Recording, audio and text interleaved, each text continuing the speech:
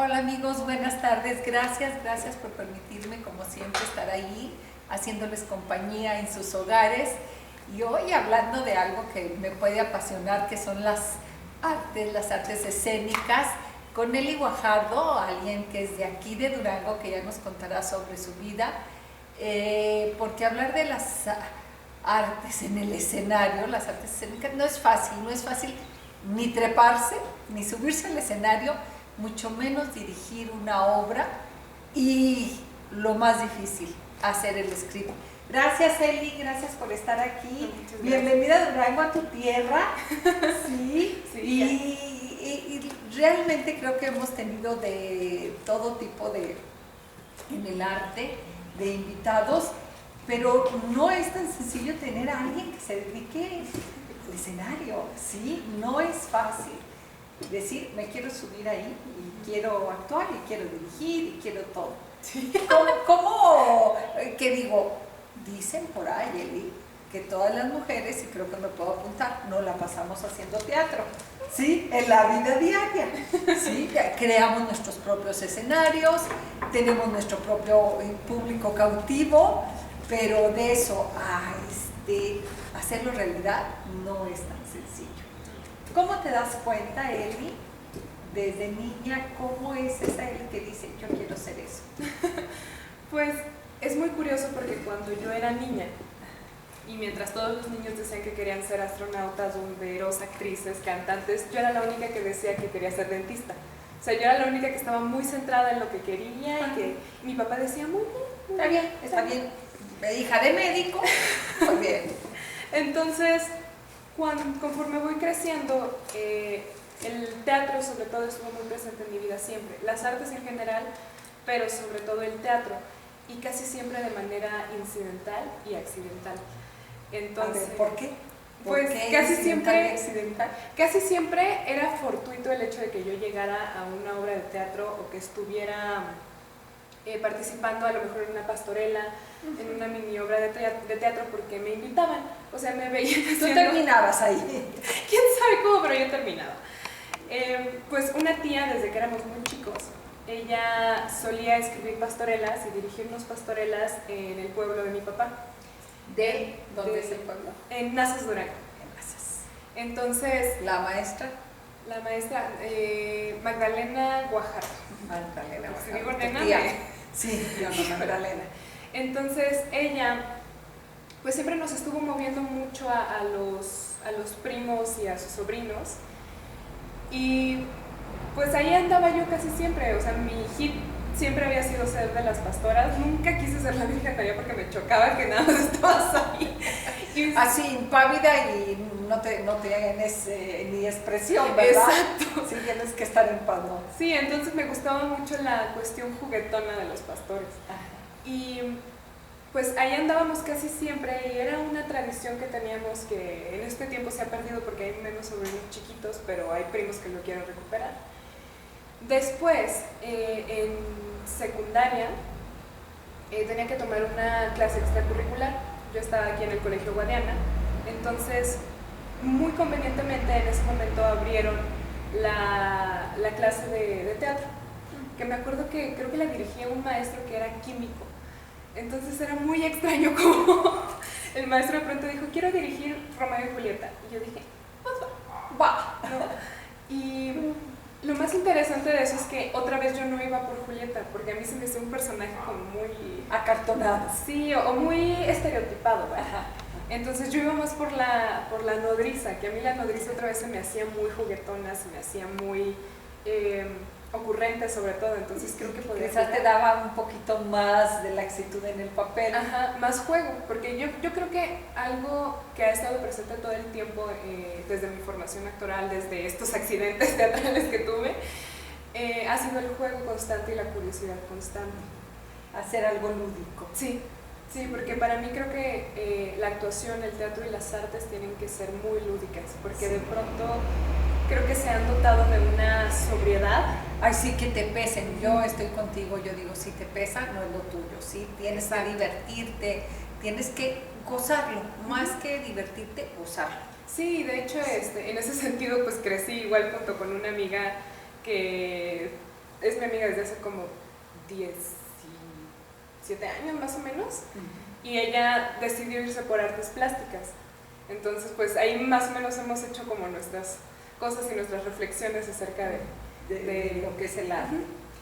Entonces, cuando llego a tercero de secundaria, recuerdo que iba caminando por aquí cerca en la calle de Constitución, y en una nevería había un anuncio que decía: ¿te gusta actuar? ¿Quieres actuar? Ven y fórmate con nosotros, y ven y participa y no sé qué. Yo lo leí y dije: ah, qué interesante. La que se emocionó terriblemente fue mi mamá. Entonces mi mamá estuvo insiste para que yo fuera a tomar una clase muestra ahí y a ver qué pasaba. Entonces pues yo no estaba como tan convencida, porque yo dije, pues, ¿qué voy a hacer ahí yo? Resulta que mi mamá me lleva en una compañía que en ese entonces estaba operando activamente, ahorita no sé cómo ande, que se llama La Balanza, que creo que ahorita Ricardo Cárdenas, quien es el director, está dirigiendo en Villas del Oeste. Entonces me lleva, veo una exploración que estaban haciendo, una improvisación con los actores que ya tenía la compañía, y creo que hubo algo ahí que me llamó la atención, de que los actores se veían enormes, de una enormidad que yo jamás había visto en mi vida. Entonces creo que en un inicio esa enormidad que dotaba a los actores el juego, creo que fue lo que más me sedujo de la actuación. ¿Qué dijiste? Yo quiero ser grande como ellos. Sí, entonces creo que había algo ahí que como imán automáticamente me jaló. Y entonces dije, pues sí, siempre sí quiero estar aquí. Y empecé a tomar las clases de teatro. Yo obviamente era una novel total, no tenía ni idea, hasta cierto punto tenía pánico escénico. Y decidí entrar, y después una de mis amigas en ese entonces decidió inscribirse conmigo. Entonces pues las dinámicas, el juego, el darme cuenta que actuar no solo era pararte y hablar, sino que requería un entrenamiento. Disciplina. Sí, un involucrar el pensamiento, el análisis, el cuerpo. Pues yo dije, es que esto es lo que yo quiero hacer durante un rato. No sé si de manera profesional, porque yo seguía terca que dentista, pero creo que ahí se me abrió un campo de posibilidades en el cual yo podía explorar el juego con libertad. Entonces, después de eso sucede un pleito, porque siempre en el mundo del teatro hay pleitos. Los conozco. Sí. Entonces, algo con el secretario de Cultura, o no sé muy bien qué sucedió. El punto es que nos sacan del teatro que estaba ahí en el parque, y la compañía tenían el teatro del Museo del Niño, sí, que era en ese entonces, ¿verdad?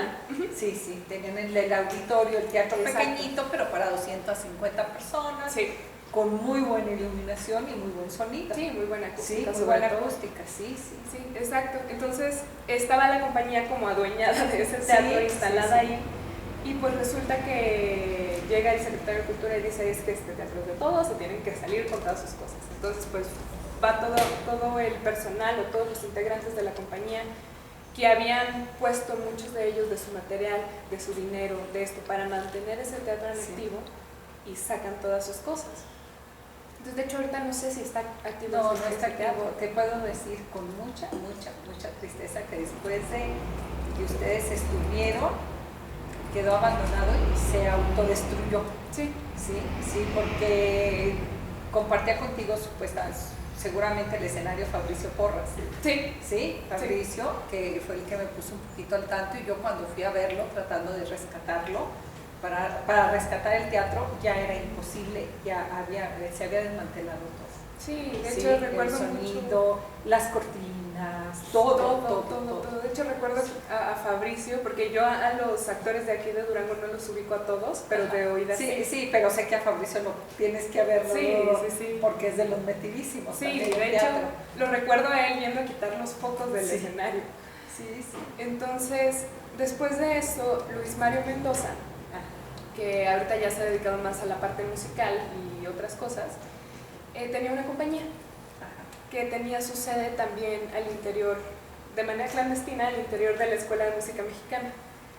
Entonces, él me invita a participar, me dice, tengo una obra infantil, te invito, me gustaría, porque he visto aquí que eres muy curiosa y que te late, pues te invito a que vengas como a ver si te gusta. A ver, en ese entonces tú ya estabas haciendo prepa. Estaba en secundaria todavía. En secundaria todavía, o sea, estamos hablando de 14, 15 años. Sí. Sí, chiquilla. Sí, súper pequeña, el llamado al teatro desde chiquita. Sí, esto es bien interesante ubicarnos, porque ahorita que yo pienso que mi nieta que está en secundaria, digo, pudiera andar en estas cosas. Sí, totalmente. Sí. Pero esa es la pasión que te mueve. Sí, y es curioso cómo muchas anécdotas de gente que se dedica al teatro, muchas veces es eso, un accidente o algo que pudiera parecer fortuito. No, yo fíjate que Eli, yo creo en las diosidencias, no creo en las coincidencias. Creo que puedes voltear tú y decir, quien sea el destino, Dios o como tú le quieras llamar, tú puedes voltear y decir, mira, ya lo tenías todo planeado, yo era la única que no estaba enterada, exacto, ¿verdad? Me fuiste preparando poco a poco. Sí. Pero bueno, entonces se salieron, te invitó Mendoza a este teatro clandestino. Sí, muy clandestino porque de pronto ahí estábamos ensayando. Y entonces yo empecé con ellos de observadora y haciendo pequeños ejercicios teatrales que son muy básicos, sobre todo cuando uno va empezando. Y como yo siempre he sido muy metiche, Luis Mario me dice, pues necesito a alguien que me eche la mano de transpunte, por lo pronto de texto y muy probablemente después de iluminación, en tal obra. Que era, a ver, pero dinos qué es transpunte. Sí. Transpunte es la persona que te ayuda también, por ejemplo, en la iluminación, es quien te ayuda a colocar las luces y te ayuda a moverlas. Y desconecte y te conecta y esto y el otro. No, es una chamba el ser el transpunte. Porque aparte, un transpunte tiene que ser muy preciso. Si te dicen cuando yo digo rojo, tú prendes esta luz o pones este sonido en rojo. O sea, tienes que estar en la obra así, metidísima para que no se te vaya nada. Hasta te la debes de saber de memoria. Sí, claro, lo que viene, prever por adelantado. O sea, no es que cuando diga rojo, es que antes de que diga rojo yo tengo que quitarlo. Sí, de hecho, ahorita saltándome un poquito, hace como 2 años que estaba yo en una clase. Yo soy recién egresada de la Escuela Nacional de Arte Teatral, de Linda. Estaba en una clase con Mauricio García Lozano, que fue mi maestro de actuación de segundo. Entonces, estábamos haciendo una obra llamada Noche Árabe, que es una obra dificilísima, porque aparte los textos no tienen una continuidad lógica. Entonces, tienes que aprender toda la obra, aunque solo hagas un personaje.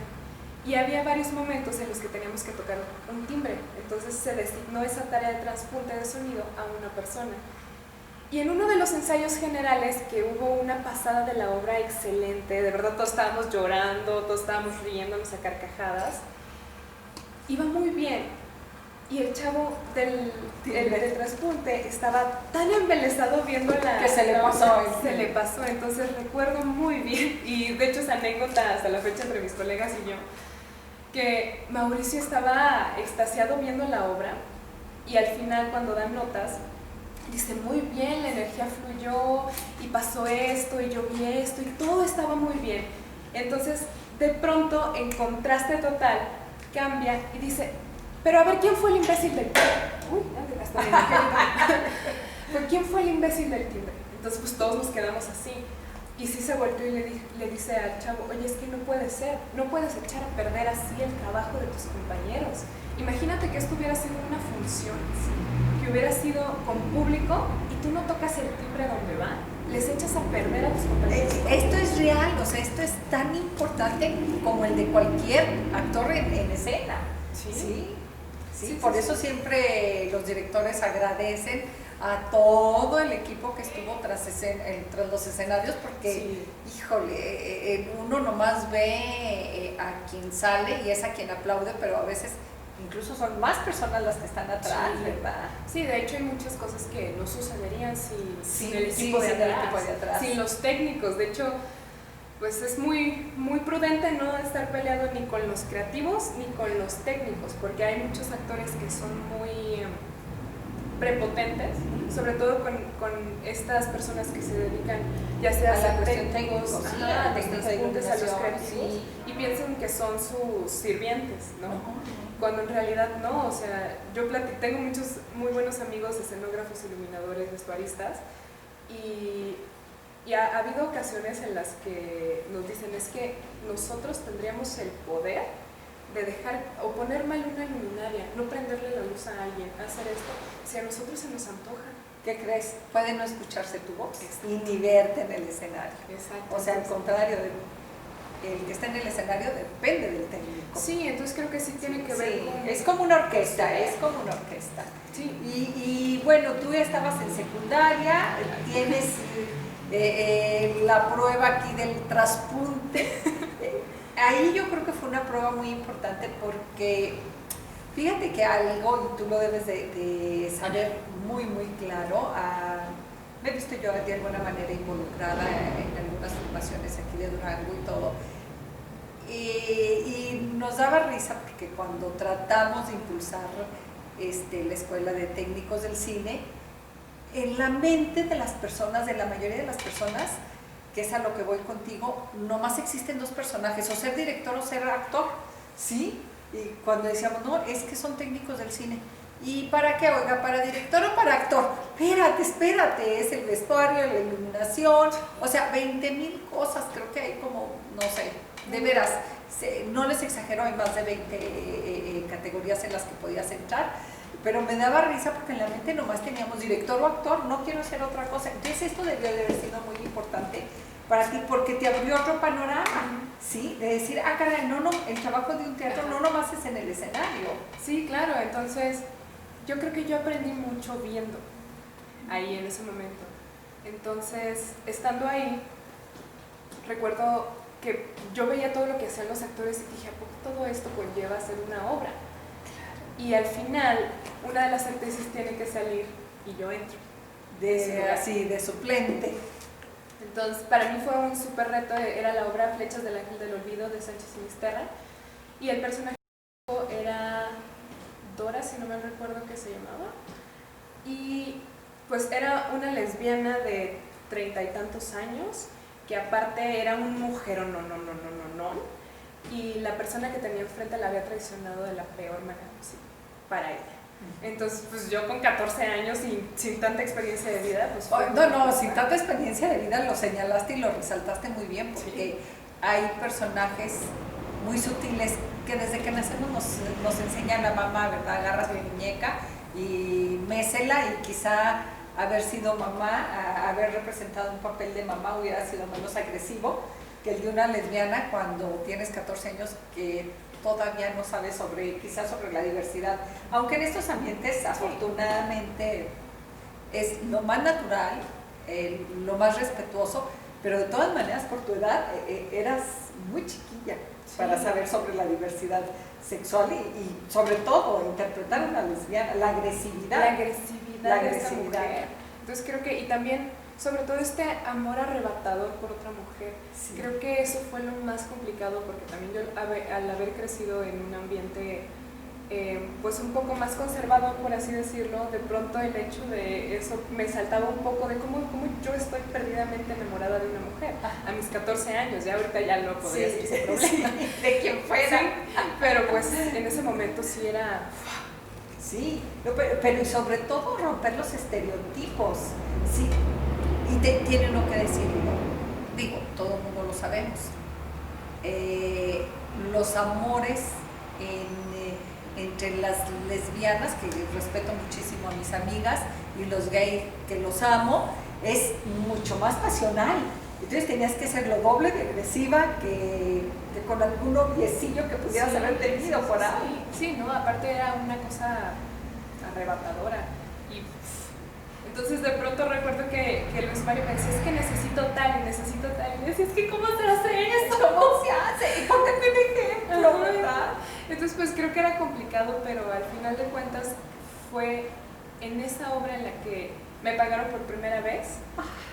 Y fue en la que yo dije, a esto me quiero dedicar toda mi vida. ¿Cuántos años tenías? 14. Fíjate, a los 14 recibir tu primer salario de algo que te apasiona y que decide tu vida futura. Regresamos.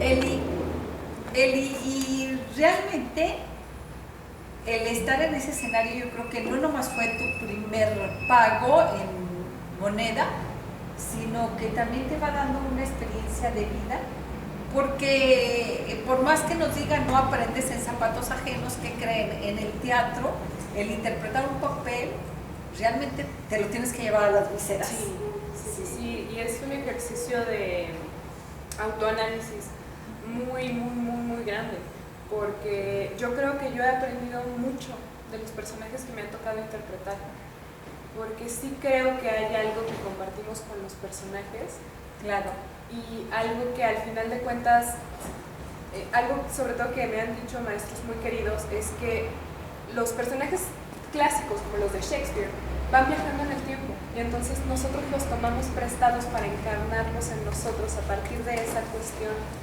universal que podemos llegar a compartir. Y algo muy lindo que dice una maestra, en la cual yo me voy a certificar después en su método, o al menos ya estoy en el camino para, es que todo aquello que sucede en el escenario y todo aquello que encarnamos, pues va con nosotros, sucede con nosotros y muere con nosotros y queda en las esferas celestes. Acabas de dar una descripción hermosa en la cual yo creo algún día te tienes que involucrar en constelaciones familiares, para que entiendas esto del teatro, porque es una realidad.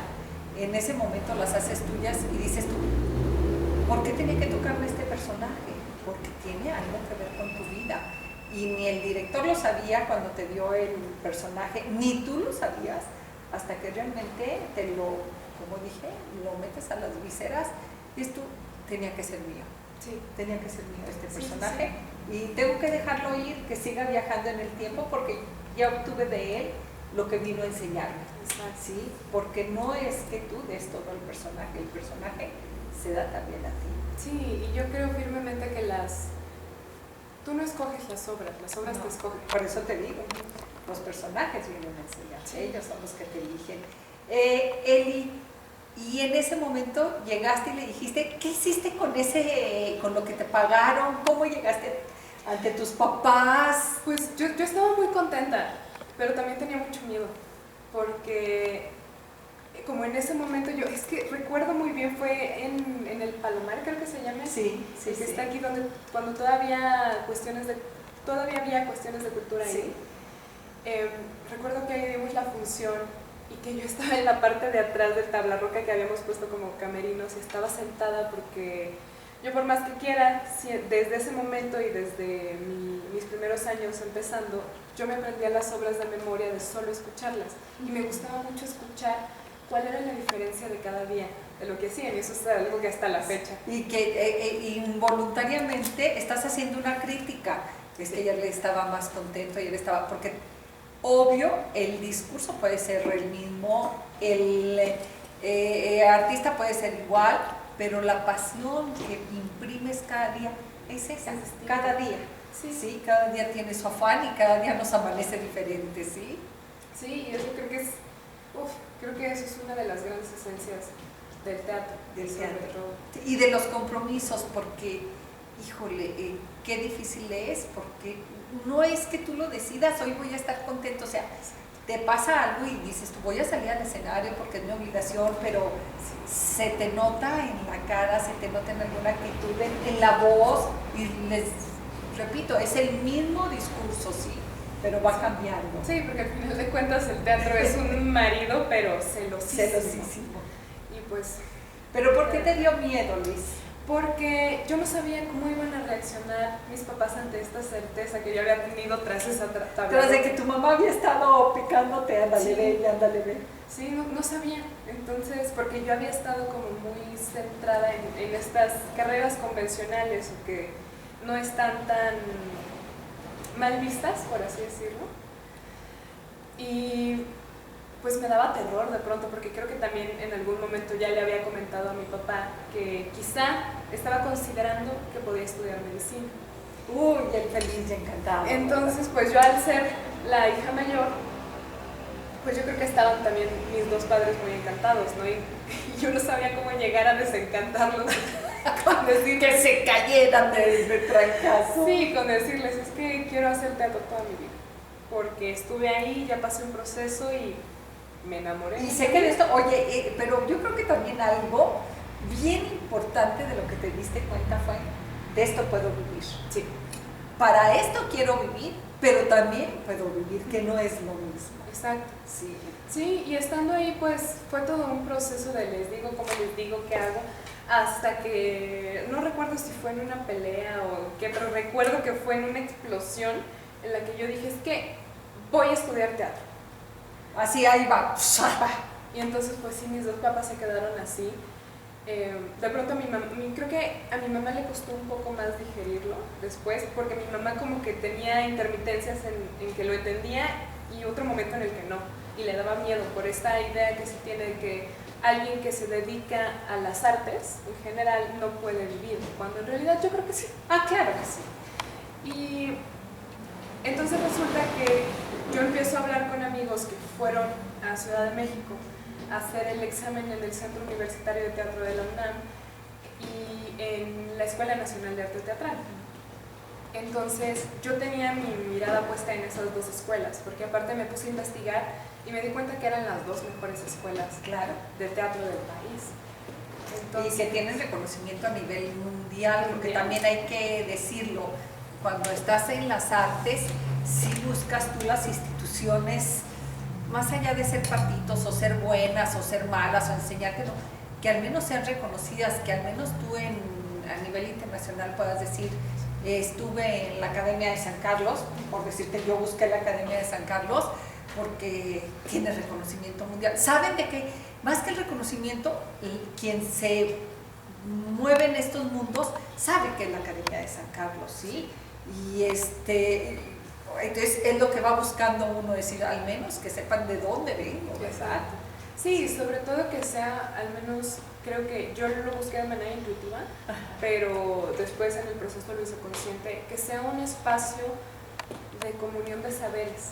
De comunión de saberes, esto es bien interesante, o sea, híjole, es que cuando hablamos de arte es un hilo tan delgado que se puede romper, que tiene uno que utilizar la intuición, ¿sí? No nomás el conocimiento, no nomás lo que te digan, no nomás lo que escuchas, sino también ponerlo en el corazón y decir, esto Exacto. es. Sí, justo. Terminas entonces tu prepa, haces tu prepa, pero sigues involucrada en teatro. Sí, en mi prepa pues sigo involucrada con Luis Mario en su compañía Máquina de Vapor, con la cual de pronto él tenía como delirios de dramaturgo, entonces se ponía a escribir obras sobre todo para niños. Y muchas de esas las incluimos en las cosas que hacía la Escuela de Música Mexicana, y otras tantas las empezamos a mover en pequeñas escuelas de aquí mismo. Liz, y yo aquí voy a hacer un paréntesis antes de que nos vayas a México, porque deja decirte, en Durango no es fácil sobrevivir en el teatro, en cualquier arte no lo entendemos.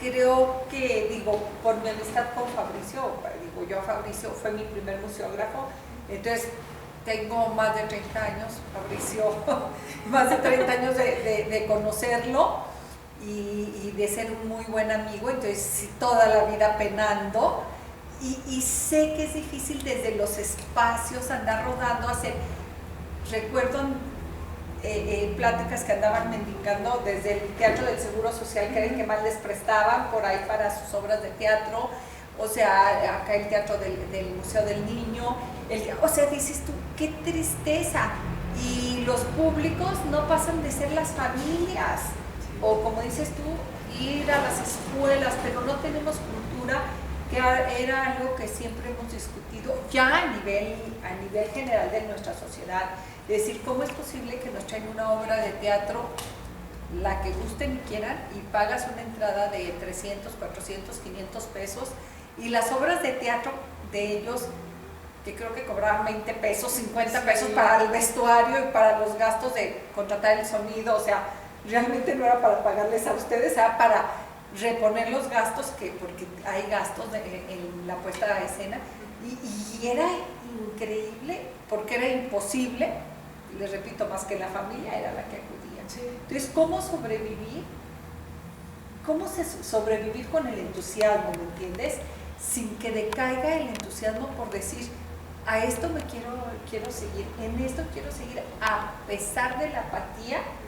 Por un lado, la apatía de nosotros, la comunidad, como sociedad, y por otro lado, es real.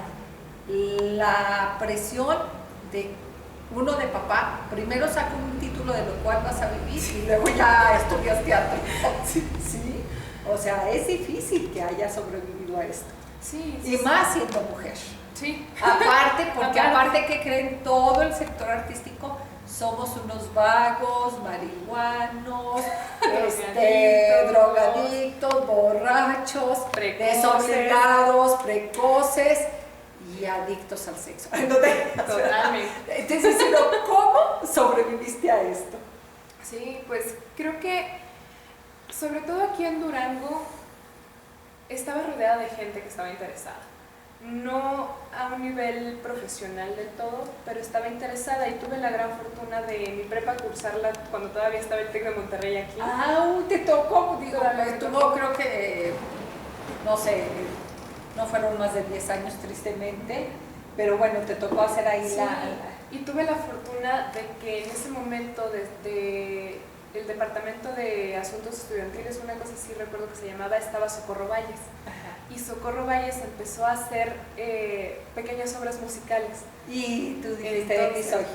Y ahí fue donde yo seguía haciendo cosas, seguí en canto, porque yo aparte, a mí me gusta mucho cantar y yo ahorita me estoy especializando en voz, pero yo realmente nunca, hasta la universidad, estuve en una clase de canto. Yo aprendí a cantar tratando de ser músico, que nomás no se dio. No, yo soy un músico frustrado, entonces aprendí a cantar en el trayecto. Y en la prepa pues aprendí ahí un poco más de los musicales, que también son muy lúdicos. Sí, y teníamos a Víctor Hugo. A Víctor Hugo Galván. Ajá, de director de escena. Sí, entonces, buenísimo. Entre él, Socorro Valles, Sofía Ábalos, no recuerdo el nombre del maestro de canto, pero también eran buenazos, hicieron muy buen equipo para lograr resultados bastante decentes para ser alumnos de preparatoria sin conocimiento previo. Claro, y dentro de una sociedad muy cerrada. Aparte, cuando no era lo elemental. Exacto. Porque eso también es una tristeza. Todas las clases que llevamos, ya no recuerdo, se me fue cómo se les dice, pero que son anexas, que no son las de relleno. Sí, que son de relleno. Tienes que llevar educación física y se saltas, bailas o tomas el sol, es lo mismo. De todas maneras es educación física porque ya saliste a que te diera el aire. Igual el teatro, o sea, es interesante ver que sí pudieron sobrevivir y hacer algo real. Sí, porque a veces nomás, como luego dicen, nomás se mete uno ahí a lanchear y ya. Ahí donde puede. Sí, ahí donde puede. Porque realmente yo creo que Durango en específico tiene personas que han generado espacios de resistencia para las artes, que a lo mejor les hace falta potencia, pero creo que el entusiasmo de generar un espacio de resistencia para que esto continúe está. Y eso es lo que ha mantenido vivas las artes. Ahorita yo estoy muy contenta de que Isaac Randia, egresado del Centro Universitario de Teatro duranguense, haya regresado a Durango para fundar Pandemonium Teatro. Y no sé si fundar o retomar Pandemonium Teatro. Y él está dando ahorita talleres, está montando obras, está dando espectáculos en La Cafeta, que está aquí sobre Felipe Pescador. Yo no he tenido el gusto de visitar La Cafeta, pero ahorita Isaac entrenó y preparó a un chico que está por pasar a tercer año de la licenciatura en actuación en mi escuela, llamado Ernesto Hernández, que se quedó justo después de que Isaac vino para acá. Fíjate, esto que dices es bien interesante porque realmente en todas las artes hay buenísimos músicos, pintores, escritores y todo, realmente, y podemos retomar desde los grandes, desde Silvestre Revueltas y o Ángel Zárraga o es un semillero, pero algo pasa, un día nos lo decía un buen amigo Enrique Estrada, gran pintor mexicano, decía, no sé qué les sucede a ustedes, porque regresan a Durango, tienen y ahorita pensé en Isaac, tienen la oportunidad de estar en México, de irse a México, pero hay algo que los jala, y bueno, sí hay toda una tesis sobre esto que ya un buen amigo que él es historiador y que es crítico de arte, Fernando Andrade, él dice que Durango nos arrastra mucho hay una tesis sobre el mineral y que nos atrae, hace que nos desarraiga, nos sentimos de repente expulsados, pero el arraigo es más fuerte que el desarraigo, ¿verdad? Y regresamos, queremos regresar a esta tierra, ¿verdad? Sí, porque creo que es importante esto de la resistencia, que sí, sobre todo en la cuarentena se ha sí. dado mucho este espacio de resistencia desde las artes. Desde las artes, desde seguir creando. Yo el otro día comentaba, porque mostraba una parte de la obra que hice ahora en esta resistencia, y que es que es interesante y es importante, más que interesante, importante, que todos los artistas sintamos que esto nos sirva para crecer, no para estarnos estancados y para soltar las herramientas que tenemos, ¿verdad? Sí. Y entonces presentas examen. Sí, me voy a México y presento examen en ambos lados, en la ENAD y en el CUT.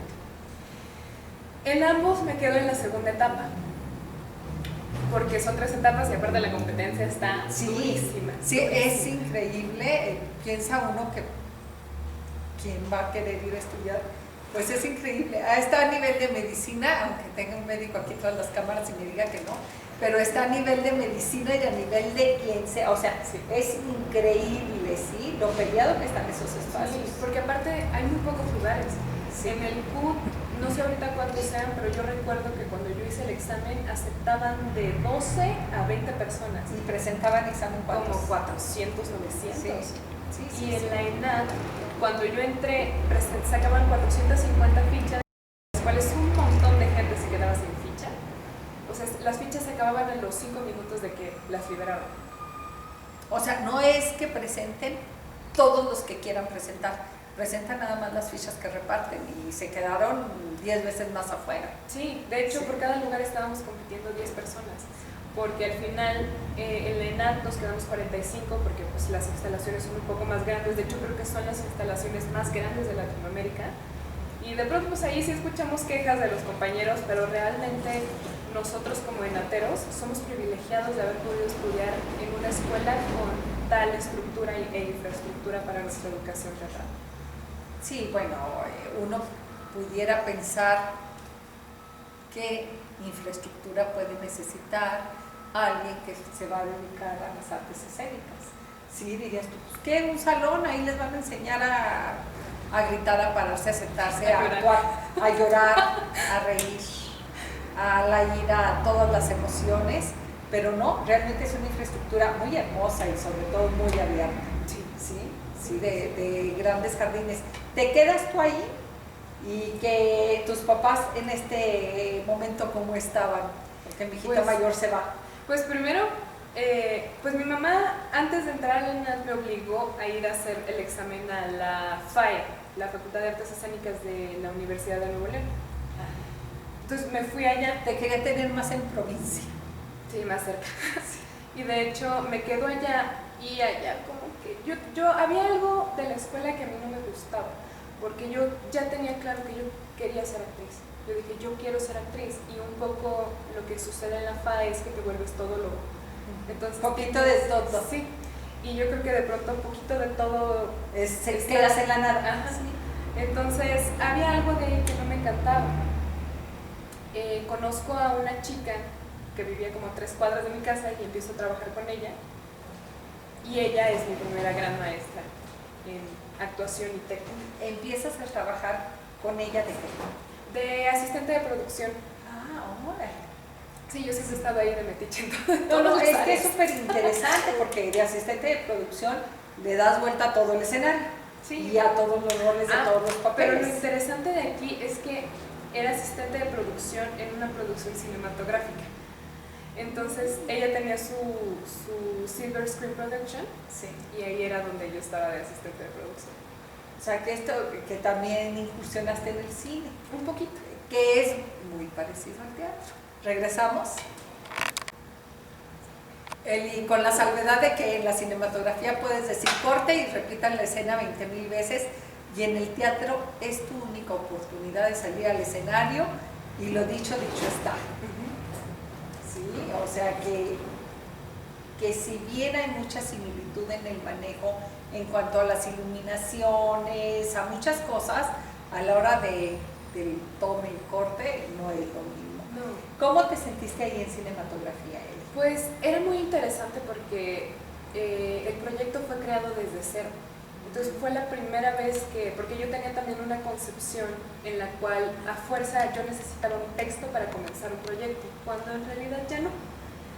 Entonces Eli Zavala, que esta fue mi primera gran maestra, me contrató para transcribir unas entrevistas que hicieron porque el proyecto iba sobre mujeres, pero mujeres en lo que hoy en día implica la palabra, ¿no? Que también pueden ser mujeres trans, que no son las mujeres clásicas de una familia heterosexual y un poco conservadora, por así decirlo, sino también entrevistaron prostitutas, entrevistaron madres solteras, entrevistaron una gama de mujeres. Todas las que se salían del estándar. Exacto. ¿Sí? De la media, de la mediocridad. Sí, todo lo que sale. Sí. Y entonces a partir de ahí pues yo empecé a recibir mucha información solo de transcribir las entrevistas y de platicar con Eli, porque Eli fue la que me presentó esta técnica en la que me quiero certificar ahora, que es Linklater, la libertad de la voz natural, porque ella de pronto hacía unas cosas rarísimas como zarandeo de mandíbula, como sonidos medio extraños, cosas que tenían que ver con el cuerpo para liberar la voz. Entonces eso a mí se me hacía muy interesante, y justo después de estar ahí aprendiendo un poco con ella, coincidió con que Jeber Aiza, un maestro certificado en Linklater, fue a dar un taller a mi escuela. Entonces entro a este taller porque aparte dio 2 módulos, el de principiantes y avanzados. Yo dije, me tomo el de principiantes y luego el de avanzados, no importa. Y me metí en los 2 talleres. Entonces ahí me acerqué mucho a Jeber y me acerqué mucho a esta técnica que terminó seduciéndome por completo. Y pues me di cuenta que el teatro aparte tenía otra vertiente que iba sobre los coacheos y la especialidad técnica. Claro, la liberación de emociones. Exacto, entonces, y también el uso de nuestro cuerpo y nuestro ser. Nuestro potencial, sí, nuestro potencial innato, nuestro potencial no es fingir, es sacar. Exacto. Y también construir, yo creo que construir. Porque al final de cuentas, algo que yo he descubierto mucho con Linklater es a identificar dónde tengo tensiones, en qué momento necesito tensar y en qué momento necesito relajar, porque yo misma soy instrumento e instrumentista. Claro, y yo no sé si aquí es donde usan una técnica que es realmente a través de las vocales y te determinan ahí dónde estás ahí atorada. Pues más allá de eso, creo que en Linklater lo que más énfasis se hace es en que la voz es cuerpo, porque de pronto tenemos la idea de que la voz es la voz y el aparato fonador, cuando en realidad pues la respiración de pronto llega hasta nuestro piso pélvico y sale y... ¡ay, caray! Es que se fue y regresó la luz, estábamos invocando, hablando de sonido. Es el espíritu de la creadora Christine que nos viene a visitar. Entonces creo que Linklater se va a ayudarnos a identificar nuestros hábitos sociales, posturales, vocales, para a partir de ahí encontrar nuevos caminos y nuevas perspectivas para poder identificar o lograr otro tipo de rango y otro tipo de cosas. Pero la base es la respiración. La base es la respiración. Sí. Se dice que todos en la vida vamos a lograr lo que nuestra respiración decida hacer. ¿Sí? O sea, cómo tengamos dominada la respiración, incluso está ligada a los años que vayas a vivir todo, ¿verdad? Sí. Pero bueno, esto es muy, muy importante y muy interesante, ¿sí? Tienes que meterte así como que... Sí, no, ahí estoy metiendo yo las manos de lleno. Tuve la fortuna de conocer a la creadora de la técnica, a Christine Linklater, antes de que falleciera. Tiene un par de semanas que falleció.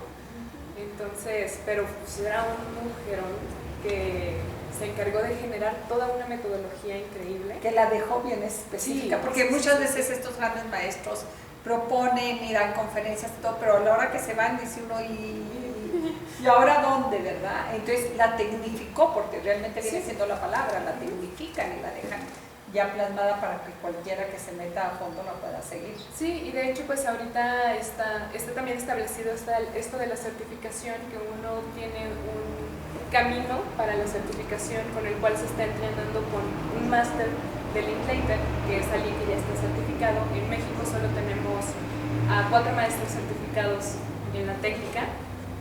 Mi tutora, que es Indira Pensado, pues es un monstruo vocal también increíble. Y pues creo que es necesario también comenzar a continuar este legado que Christine nos dejó. Pero creo que esto, y quizá ya nos vamos a meter en otros temas, va más allá de las artes escénicas. Pues creo que va de la mano, porque... Digo, va de la mano, obvio, para las artes escénicas, pero va más allá porque claro. A lo que me refiero, usted y yo también pudiéramos estar en esto sin tener que subirnos al escenario. Exacto. Es a lo que iba. Sí, de hecho es algo que pasa muy frecuentemente, que los masters de Linklater dan clases y dan asesorías a aquellos que son speakers, a oradores. De hecho, a mí, cuando yo estuve en Escocia, porque fui a Escocia a tomar el taller con Christine, me tocó estar platicando con un pastor de una iglesia cristiana, que él utilizaba la técnica para leerlas en los distintos... Claro, por eso digo que va más allá del teatro, sí. Va más allá del teatro, y creo que somos seres humanos sociables por naturaleza, y que a todos, absolutamente a todos nos serviría darnos una asomadita a estas técnicas. ¿Por qué? Porque forzosamente me voy a comunicar con alguien, ¿sí? En mi vida con alguien me tengo. Usted, por más encerrada que estemos, por más aislados que estemos, vamos a encontrar un interlocutor en el cual deseamos que lo que yo exprese sea claro, conciso y sobre todo que llegue tal como salió de aquí, más allá de la voz. Sí, de hecho, justo acabas de decir como una formulita clave que hay, que es mouth, middle and message. Sí. Boca, medio y mensaje. Sí. Entonces, pues creo que eso está bien muy lindo. Sí, siempre vamos a tener un espectador, alguien enfrente, y ¿qué cree? También es al revés, somos receptores, sí. Entonces queremos también recibir tal cual, ¿verdad? Sí, tal cual. Y bueno, pero sigues, te vas a México, y estábamos con ¿qué dijo tu mamá y tu papá cuando les dices, me voy a la Ciudad de México y no me quedo en Monterrey? Pues mi papá, para este punto, ya había hecho las paces con la idea de que ya se había convencido de que doctora no iba a ser. Entonces ya había hecho las paces y estaba apoyándome al 100% en todo, en lo que yo quisiera hacer. Entonces, en este segundo intento, de pronto sí recibía muchos comentarios de, bueno, ¿y qué vas a hacer si no te quedas? ¿Qué esto? ¿Qué el otro? Entonces, pues yo estaba terca, es que yo me voy a quedar. Y mi papá sí me llegó a decir, tú ten un plan B por si acaso, pero tú ve a quedarte. Entonces, la que sí padeció un poquito que me fuera más lejos fue mi mamá. Claro. Porque pues ella en Monterrey me tenía más cerca, iba y te visitaba, pasaba el fin de semana contigo. No deja de, por muy grande que sea, no deja de ser provincia. Y México creo que nos ahoga. Sí, es un monstruo. Sí, entonces mi mamá estaba asustadísima que yo me fuera a Ciudad de México. ¿Su niña? Sí, de hecho, recuerdo que cuando recién me fui, no quería ni que me subiera a las peceras, nada, porque le causaba terror. Que te decía, agarra taxi. No agarra Uber, ni taxi. Uber, ni taxi. Bueno, ya existen los Uber, porque a nosotros no nos tocó, ¿verdad? Pero a ti ya te tocó el Uber. Sí, ya, sí. ¿Y cuál es tu experiencia cuando estás ya en México y que estás en el campus y que dices tú, wow? Porque una cosa es tener una idea, aunque tú ya tenías experiencia, ya realmente la parte académica, ya como que, ah caray, son las grandes ligas. Sí, sí, yo lo sentí a las grandes ligas, porque recuerdo, yo padecí un poquito mi primer año en la escuela, porque yo estaba aterrada de estar allá, estaba hasta cierto punto que no me la podía creer, que había llegado hasta ahí, hasta ese punto. Entonces, pues entre el monstruo que es la ciudad y entre el monstruo que tenía compañeros y el monstruo que era mi maestro y mis maestros en general, pues yo estaba muy asustada de todo. Me invita en ese momento un colega, que ahorita ya casi no nos llevamos, a trabajar con él, y creo que en ese periodo yo aprendí que era lo que no quería hacer. Bueno, que eso es lo más importante en la vida, ¿eh? Créemelo, para mí es lo más importante en la vida, estar segura de lo que no quiero ser. Sí. ¿Sí? Porque uno siempre dice, busca lo que quieres ser. No, lo más importante es decir, lo que no quiero hacer, y ya lo haces a un lado. Y entonces ya tienes tu abanico. Sí. Y justamente pues ahí fue donde yo dije, esto no. No sé qué sí, pero esto no. Exactamente. Y pues el primer año lo terminé así casi arrastrándome un poquito, porque sí, todo el primer año fue un qué susto. ¿Vivías sola? Con un primo. Con un primo. Ahí llegaste a una familia, digo, al menos con alguien conocido. Sí. Al menos alguien que estuviera pendiente si llegabas o no llegabas. Sí, totalmente. Y creo que en el primer año lo que me impulsó mucho a no tener tanto miedo, o a pesar del miedo y el qué susto en el que se resume mi primer año, seguir ahí, fue la bienvenida que nos dan en la escuela. En la escuela tienen una tradición que tiene años, y que se ha ido transformando conforme los años, pero es un juego que se llama Tótem, o una especie de bienvenida, que jugó mi directora actual, jugaron casi todos mis maestros, jugó pues mucho del equipo también técnico que ahorita tienen y administrativo que tienen en la escuela. Entonces pues es una tradición que ha trascendido. ¿Y cómo es el la escuela? El juego se ha ido transformando, porque al inicio era una especie de simulación de bautizo y no sé qué tanto, porque estaban donde ahora es el Centro Cultural del Bosque, y había una especie de tótem, por así decirlo, y ahí era donde los bautizaban. Entonces pues el juego se fue permeando durante los años, y luego en una clase lo acomodaron y le dieron una estructura muy sólida, que la hemos intentado tumbar en estos 4 años que yo he estado ahí, o modificarla, pero no encontramos nada más.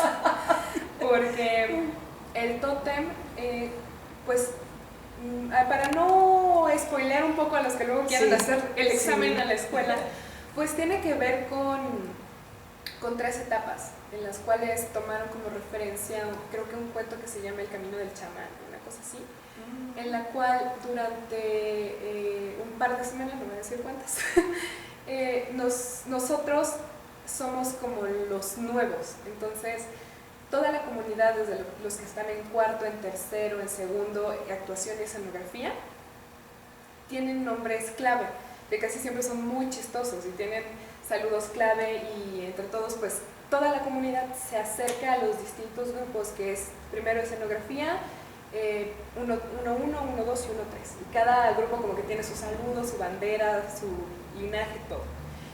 Y pues en este juego nos ponen diversos retos y diversos juegos. Hay que sobrevivir. Sí, hay que sobrevivir. Entonces nos ponen todo esto y estas dinámicas que tienen que ver con poner en juego nuestra actualidad y a nosotros mismos, porque todo el juego es una mera convención en la que nosotros somos los nuevos que tenemos que pasar por ese camino, dentro de la cual pues tenemos que llegar a cumplir estos retos para pertenecer a la comunidad. Claro, y es interesante, creo que bien lo dijiste, el camino del chamán.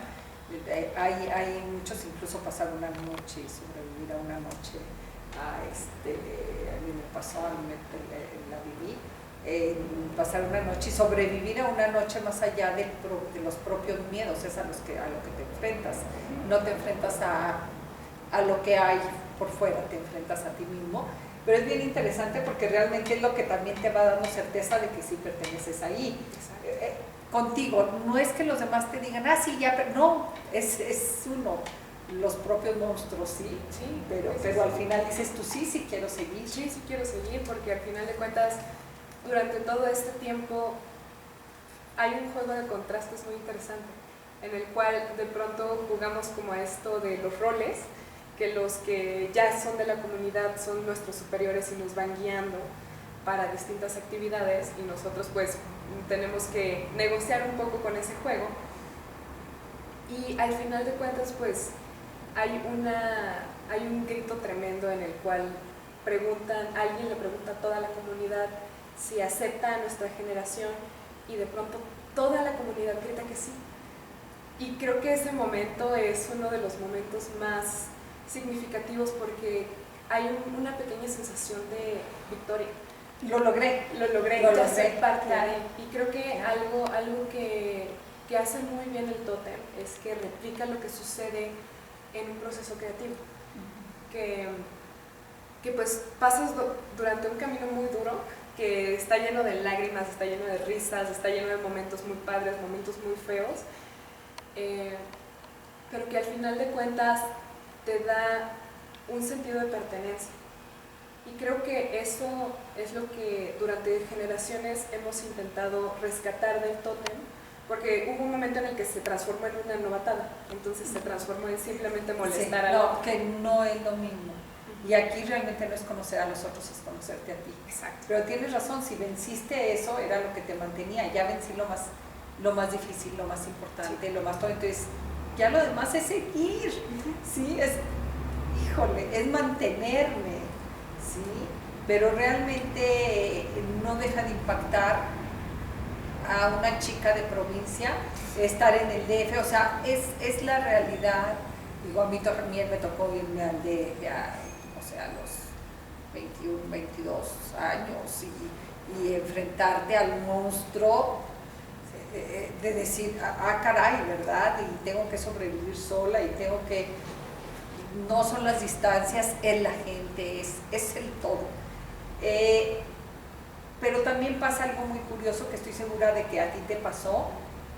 Vas como si te pusieras en otro plano. Es difícil entender explicar, porque a veces se malinterpreta de que te subiste un escalón. No, es otro plano, ya regresas y ya estuviste en otro plano. Entonces, hay un juego ahí que cada vez que tu visión ya cambió, ¿sí? Porque ya venciste tus propios miedos, por lo que haces. No es que los otros se queden abajo, no es que te subas tú, no, es otro plano, ¿sí? Sí. ¿Cómo te sentías respecto a eso? Pues igual, en el primer año creo que fue el momento del susto, incluso en ese aspecto, porque creo que algo que sucede en la ciudad es que empiezas a ver una gama de perspectivas enorme, que de pronto estando aquí en Durango es muy, muy pequeña a comparación de la cantidad que puedes encontrarte en la ciudad. Y pues de pronto ver abierta esa gama de perspectivas y de posibilidades a mí me obligó a tomar decisiones. Entonces, el tomar decisiones a mí me hizo poner mi atención en un lugar distinto. Y creo que al volver a Durango y que mi atención estuviera en otro lugar, me hacía ver las cosas desde otro lado. Sí, de un plano diferente. Les digo, no es porque esté uno bien o los otros estén mal. No, es un plano diferente. Sí, totalmente. Pero realmente yo estoy convencida que a los que por lo que sea, por las circunstancias que haya sido, en alguna etapa estamos en diferentes lugares, no nomás en la Ciudad de México, es porque cada lugar te va a enseñar algo. ¿Sí? O sea, yo quizás sea la primera vez que lo digo, pero yo digo, fui a México por acompañar a Saúl, que iba a hacer la cirugía pediátrica, pero llegamos un viernes y el lunes ya estaba trabajando. Y agradezco todo lo que la Ciudad de México me tuvo que haber enseñado. Y estoy convencida de que sí, fui. El pretexto fue acompañar a Saúl, pero yo iba a obtener mi propia enseñanza en la Ciudad de México, ¿me entiendes? Sí, de hecho, justo esto me recuerda a algo que Mary Conway, que fue otra maestra con la que tuve clases en Escocia, me dijo una vez que estábamos charlando, porque Escocia pues es un lugar súper salvaje, súper potente, y estábamos hablando de Christine, y de pronto veíamos el pasto moviéndose Ajá. Y de verdad era un espectáculo magnífico del pasto moviéndose como si fuera un mar. Y dices, ¿qué Christine se parece a Escocia? Y entonces me gustó tanto la frase que yo dije, es que me gusta eso, ¿qué tal si yo me parezco a México? Y me dice, sí, yo creo que todos nos parecemos a los lugares que nos han enseñado algo. Y creo que justo el haber estado aquí en Durango y luego haberme ido a Monterrey y luego a Ciudad de México ha conformado también parte de mí, porque si bien yo no soy solo Durango, solo México, solo Monterrey, pues me he vuelto una mezcla de los tres. Y me he vuelto una mezcla de los lugares que he visitado y los lugares que me han enseñado tanto.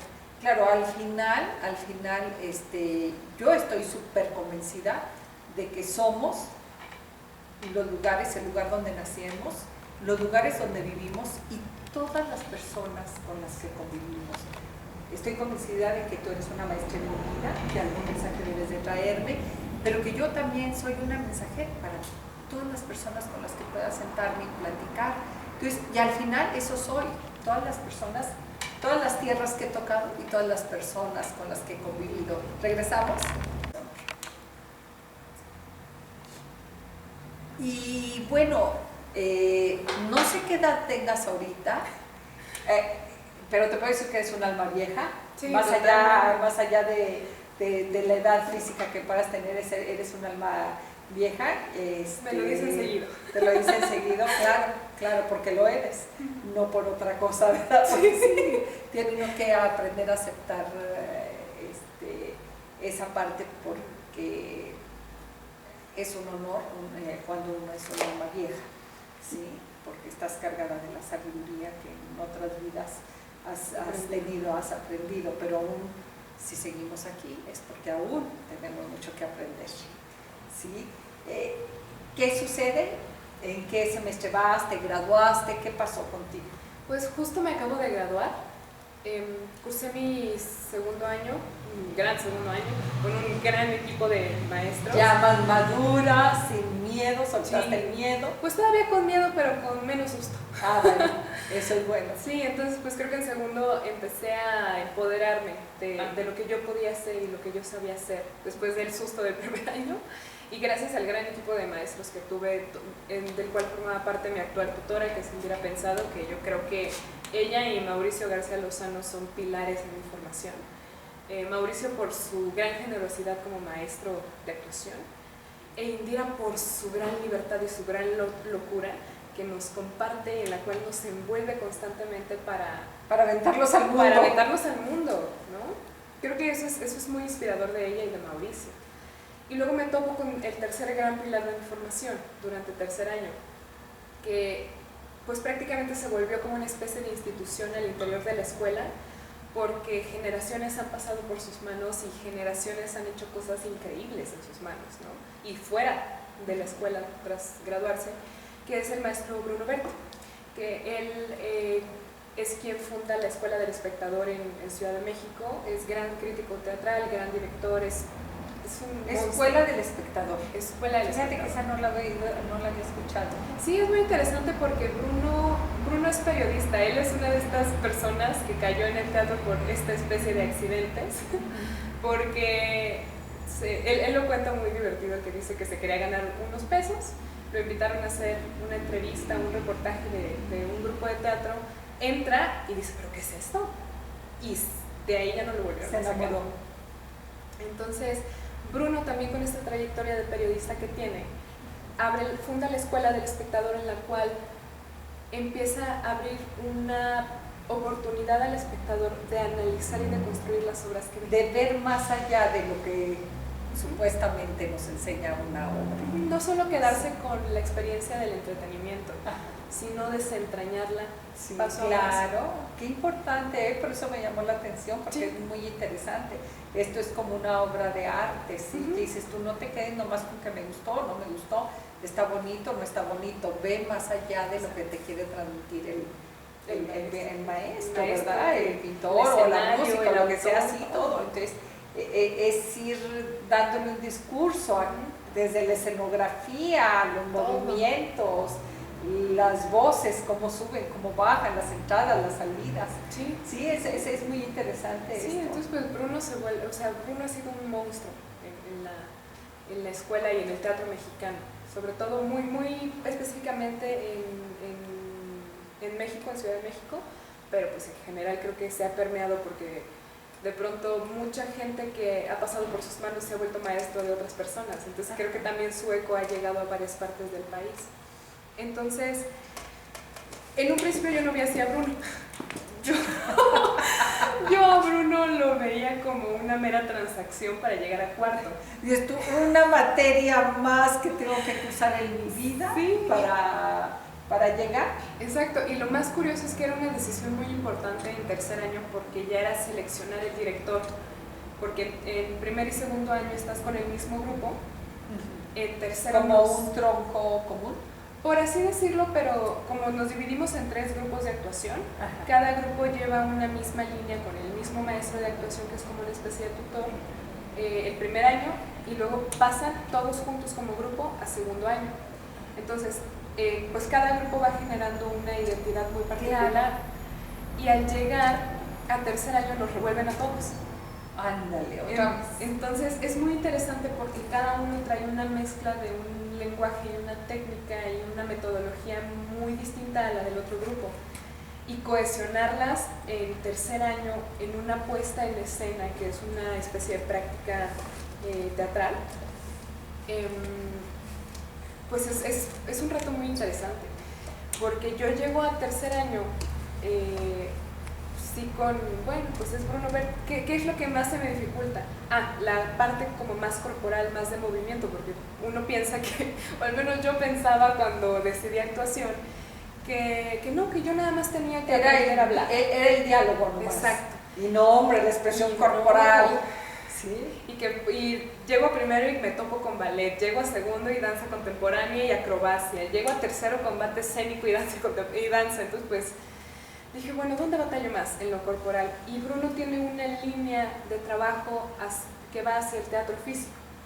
Entonces, la fisicalidad pues es muy importante en el tipo de teatro que hace. Lo mímico para quienes no entendamos pues eso. Por ahí un poco. Sí, por ahí un poquito. Entonces, pues en tercero yo tenía de opción a Martín Acosta, que pues creo que es un gran director teatral mexicano. Tenía de opción a Sandra Félix, que es otra gran directora, pero yo no conocía su trabajo en ese entonces. Y a Bruno. Entonces, con Martín yo dije, creo que Martín va a ser mi zona cómoda, ¿no? Sandra Félix, dije, no puedo decir Sandra Félix porque no conozco su trabajo. Y Bruno, pues dije, está bien, no me encanta, pero es un reto para mí. Y si yo quiero, porque a mí me interesaba en ese momento demasiado el clown, ahorita me interesa bastante, no demasiado. Entonces, yo quería estar en cuarto año con un maestro llamado Chucho Díez, que es uno de los mejores clown mexicanos. Y pues yo para eso veía a Bruno como una mera transacción. Y dije, llego con Bruno, en cuarto me cambio, porque Bruno te pide que cuando entras con él te quedes los 2 años. Él da 2 años seguidos, es el único maestro en toda la escuela que hace eso. Y de hecho pues es toda una sensación porque otra vez mi directora, mucha gente también de administración, un gran productor llamado David Castillo. En cuarto año, 2 de los maestros que están en puesta en escena, que uno de ellos es Chucho Díaz y el otro es Arifo Valle, fueron alumnos de Bruno. Entonces, pues es toda una sensación estar con ese maestro. Claro. Y en ese momento, pues yo lo veía como transacción. Entonces, entro y obviamente con mis tropiezos empiezo pues a darme cuenta de muchas cosas. Lo más interesante es que en tercer año hay una especie de descanso, por así decirlo, de la técnica Linklater, porque llevamos Linklater con Carmen Mastache e Indira Pensado durante el primer y segundo año. En tercer año hay como un descanso y en cuarto año ahorita ya lo estamos retomando. Pues en tercer año no es descanso, es para poner en práctica lo del primero y segundo año. Se supone. Pero todavía hay una especie de resistencia. De resistencia a meterse en eso, ¿verdad? Sí, sobre todo con la técnica, porque pues en tercer año, yo que soy tan fan de esta metodología Linklater, técnica Linklater, en tercer año estar pues no teniendo esas clases me obligó a volverme autosuficiente en cuanto a que yo ya conocía la técnica. y que no necesitaba que alguien me estuviera Claro, por eso para te digo, para hacerlo. es esa la finalidad. Y fue un año de asumir mis conocimientos y La las herramientas. responsabilidad de haberlo conocido. Exacto. Sí, porque diciendo, pues, feliz ignorancia de quien no la conoció, Sí. se pasa al liso, pero tú aquí ya la conocías. Sí, de hecho, hasta tuve como este pequeño arrojo de empezar a guiar a mis compañeros, porque había un par de cosas con la materia de voz en ese momento que no terminaban de caer los 20. Entonces, como yo siempre fui muy clavada, se acercaban conmigo a preguntarme cosas, a pedirme asesorías, a decirme tal. Entonces, pues yo me ponía a trabajar con ellos y pues a la par del trabajo que estaba haciendo la maestra, pues salió una puesta en escena de nuestro tercer año increíble hicimos el médico a palos de Molière.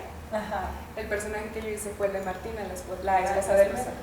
Entonces, y aparte el protagonista se llama Fernando Moctezuma, ese hombre es un deleite sobre el escenario porque juega mucho, brilla mucho, se mueve mucho, entonces pues había un dinamismo muy padre y un juego muy padre en la obra.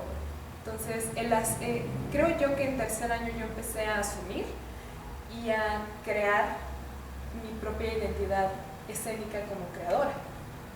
Y creo que eso pues, fue muy valioso de tercero.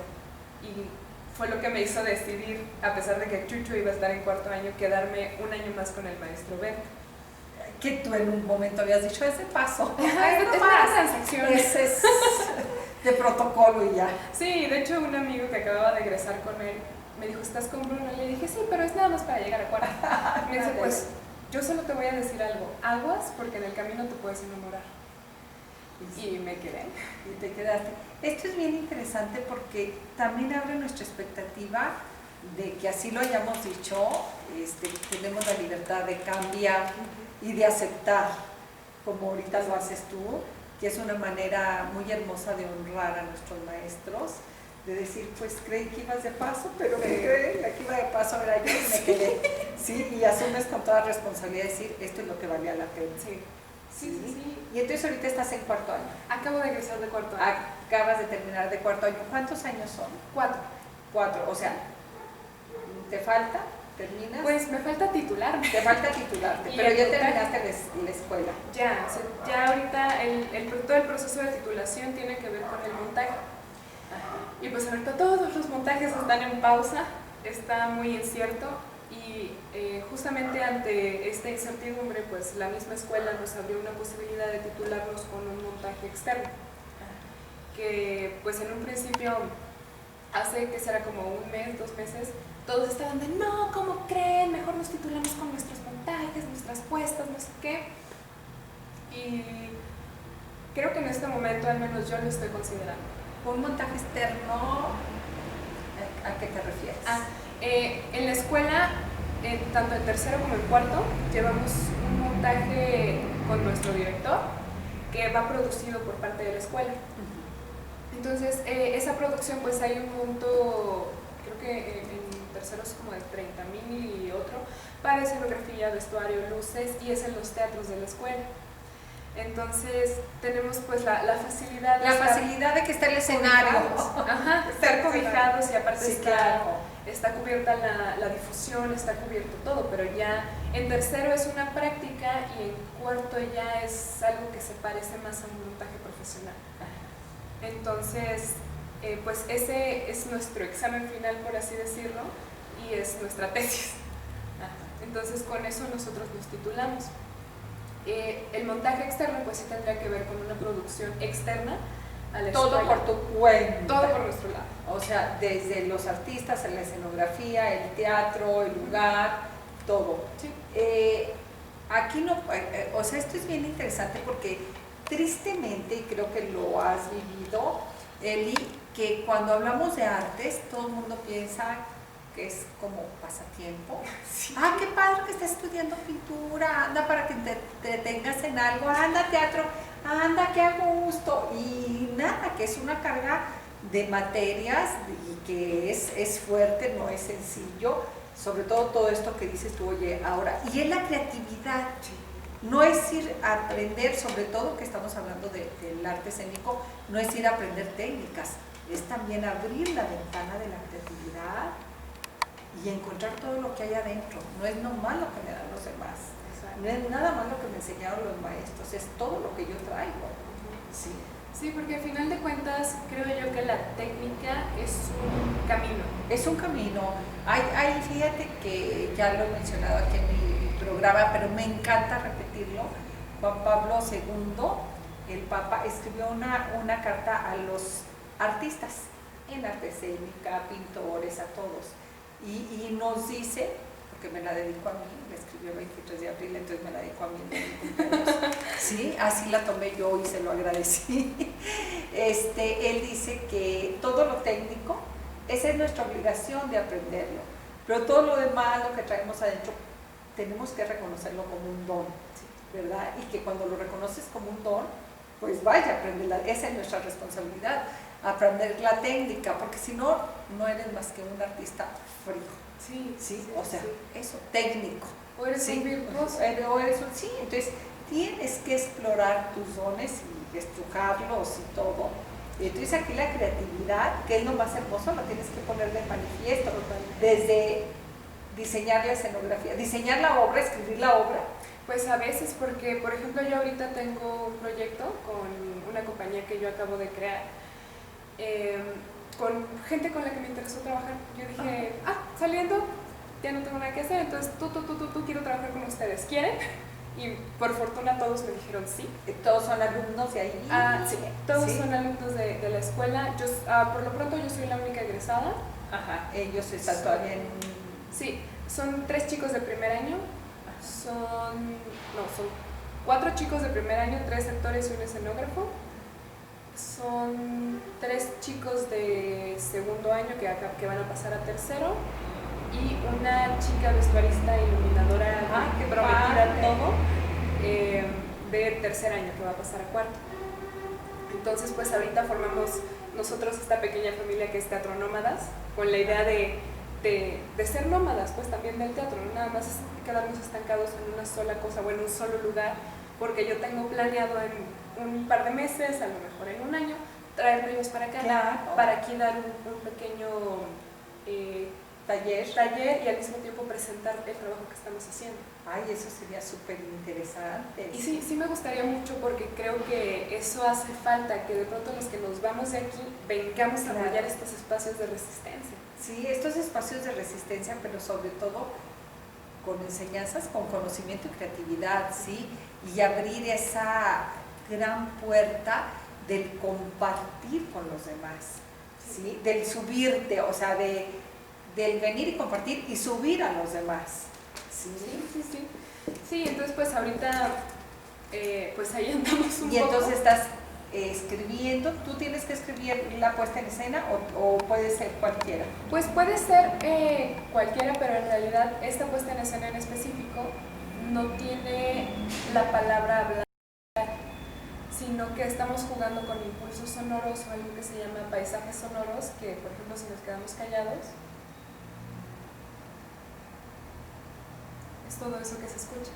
Y cómo lo reproducimos con la voz y cómo lo reproducimos con los distintos objetos que hay alrededor. Es que esto es bien interesante. Obvio, sí, quienes estamos dentro de las artes, cualquier línea del arte, entendemos que el silencio tiene un gran valor, ¿sí? El silencio en la música, el silencio en la pintura, o sea, que cuando decimos silencio no nomás es a la voz o al instrumento musical, son los espacios de silencio, ¿sí? ¿Sí? Entonces, es el detener el movimiento, cuando hablamos de movimiento, pero entonces es bien interesante, debe de ser muy interesante. Sí, de hecho es muy dinámico y creo que los actores que están ahí y todo el equipo creativo, pues estamos generando una dinámica muy lúdica, y esta puesta en escena en particular va enfocada al cuerpo y a lo sonoro más que a la palabra. Entonces yo lo único que tuve que hacer fue generar una escaleta de acciones, de decir, bueno, en el primer cuadro ocurre tal cosa, en el segundo cuadro ocurre tal cosa, en el tercero tal. Entonces, a partir de ahí, porque en este proyecto, que es algo que pasa también cuando uno se va a los montajes externos, se empieza a volver un poquito todólogo. Sí. Entonces, todólogo con alguna especialidad. Sí, mi especialidad es voz, y esta técnica que fue desarrollada por Eugenio Barbe, que nos vino a pasar Bruno Bert, entonces las estoy combinando un poco, y a partir de ahí yo decidí, porque tuve muchos proyectos también al interior de la escuela en los que yo era gestora del proyecto, que yo decía, es que tengo esta idea, por favor vamos a hacerlo, y buscaba a alguien que me dirigiera, pero como que no me terminaba de encantar el resultado o la forma. Porque la enamorada eras tú sabías lo que querías, pero el otro no. Entonces yo le había oído a dirigir, y en esta ocasión asumo que me toca dirigir. Y esto es bien interesante porque precisamente en este lenguaje el espectador tiene que tener absolutamente todos, y los que consiga, sentidos ahí, sí, para poder, o sea, esto es, creo que debe de ser muy rico para el espectador, porque si no, pues que se salga y se vaya, ¿verdad?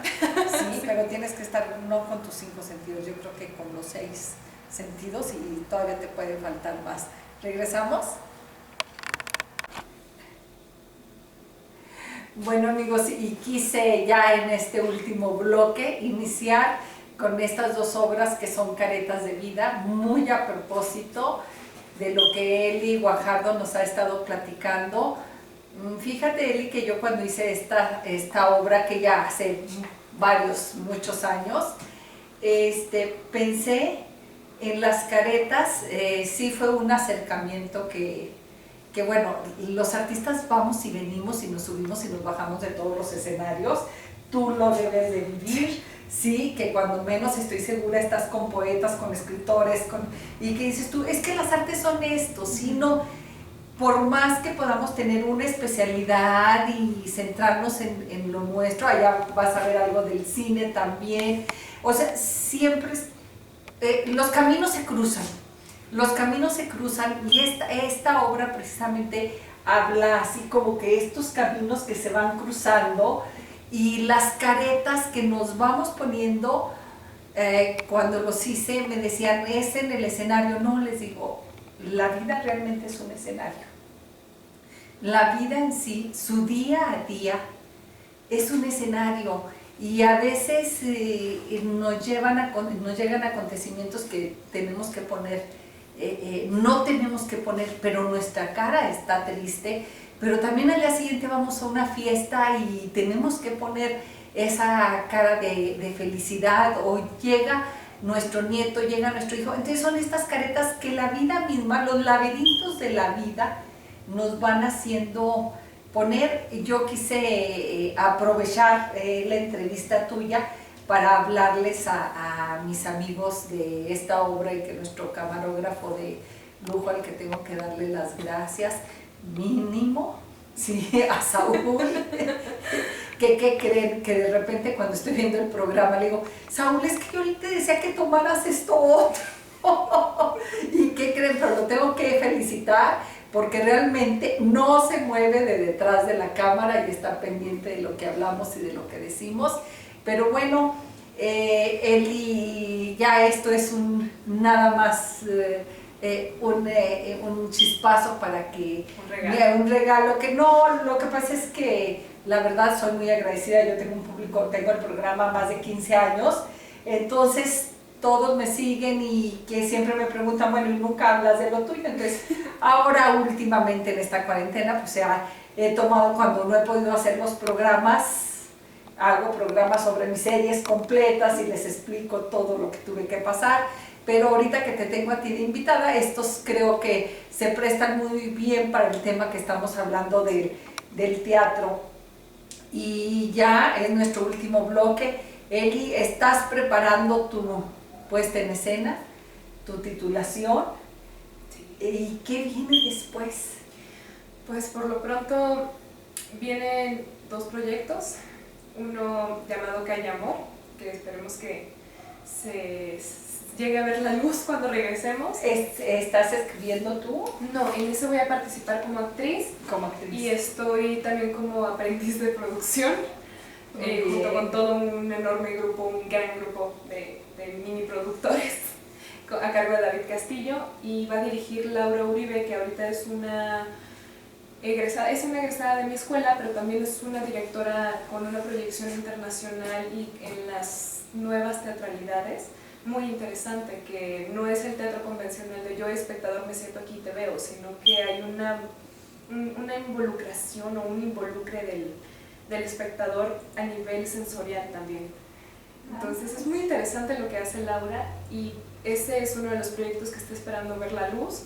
Y por otro lado estoy trabajando un proyecto también como todóloga, como actriz, productora y directora, con unos colegas que acaban de contactarme hace un par de semanas para comenzar este proyecto, que aún no tiene nombre, pero que va sobre la infancia, va sobre un poco este personaje del yo niño que ha nutrido al yo adulto y ha generado muchos miedos, ha generado muchas ilusiones, ha generado muchas posturas de vida, ha generado muchas perspectivas. Entonces, como mi yo niño también ha nutrido y ha seguido un camino que me ha llevado hacia mi yo adulto, porque creo yo, o al menos es lo que yo siento, que hay un momento en el que nosotros decidimos empezar a jugar a ser adultos y luego ya no podemos parar de jugar, pero no sabemos si vamos a ganar el ser adultos o no. Entonces creo que por ahí ese tema va muy interesante. Y por otro lado, estoy con la certificación para Linklater. Entonces creo que es un camino largo, es un camino un poco caro también. Por fortuna cuento con el apoyo de mis papás. La Fundación Guajardo. Con la Fundación Guajardo, doctor Guajardo, gracias. y pues para esto todavía me falta un caminito por recorrer, tomada de la mano todavía de Indira Pensado. Y comenzando también voy a buscar estar dando clases y dando talleres, ya cuando se acabe todo esto y podemos estar cerca y podemos abrazarnos y vibrar, porque creo que ahorita algo muy importante que se me ha quedado del montón de clases de Linklater que llegué a tener es que la única manera en la que nos alcanzamos a tocar es con la vibración de nuestras voces, y es la única manera en la que nos estamos tocando ahorita. Entonces creo que eso es muy valioso y creo que es algo que me voy a llevar para después cuando yo sea maestra y para mi yo actriz también, porque creo que es importante, como si ahora el contacto físico no es tan cercano, el contacto sonoro y envolver a la otra persona con mi voz va a ser muy importante, porque es una extensión de mí. Es más que tú dijiste una frase al principio cuando estabas hablando de esto de la voz y los sonores, no es realmente más que una extensión, es parte de ti, eres tú, la voz eres tú, ¿sí? No es algo aislado, no, soy yo. Y qué hermoso, nos estamos abrazando con la voz, aunque necesitamos romper el espacio y abrazarnos físicamente. Aquí en Durango, ¿qué planes tienes? ¿Piensas seguir en México? ¿Regresarte? ¿Quedarte? ¿Qué piensas hacer? Pues yo tengo planeado por lo pronto seguir en Ciudad de México.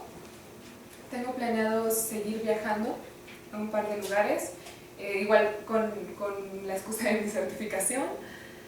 Y de ahí tengo todavía un proyecto un poco en idea y lejano de en un futuro abrir un centro de voz en el área de la Riviera Maya. Porque algo que es padrísimo y que creo que yo disfruté mucho de haber ido a Escocia a tomar el taller de voz fue estar en el estudio que abrió Christie, mirando hacia esta gran isla, porque era increíble el cuadro que había, porque había dos grandes ventanales que daban hacia donde está el mar. Y lo más interesante es que en Orkney, que es donde está el centro, no hay árboles, porque el viento salvaje los tira, y había días nublados en los que solo se veía la valla hecha de piedras, y de pronto se veía pasando una vaca de esas que tienen un montón de pelo, y de pronto se veía un pájaro, de pronto una gaviota, de pronto a la cocinera corriendo de un lado para otro, al perro. Y había días, y creo que fue el día que nos despedimos, que hubo un buen clima y había sol, y de fondo se alcanzaba a ver un acantilado donde chocaban las rocas. Entonces, Linklater parte mucho de esto del suspiro de alivio y de pronto ver eso sucediendo como si fuera un cuadro virtual, pero que era real. Sí, y que es el suspiro de la naturaleza. Exacto. Sí, entonces era increíble y yo creo que es una experiencia que quisiera que no estuviera tan lejana. ¿Yo qué crees que te voy a decir? Y sé que por algo te lo tengo que decir, Liz. Tienes que recorrer la sierra. Sí. Tienes que recorrer la sierra porque quizá visualmente sea todo lo contrario a la Riviera, sea todo lo contrario de esta escenografía que tú me dices, pero ¿qué crees?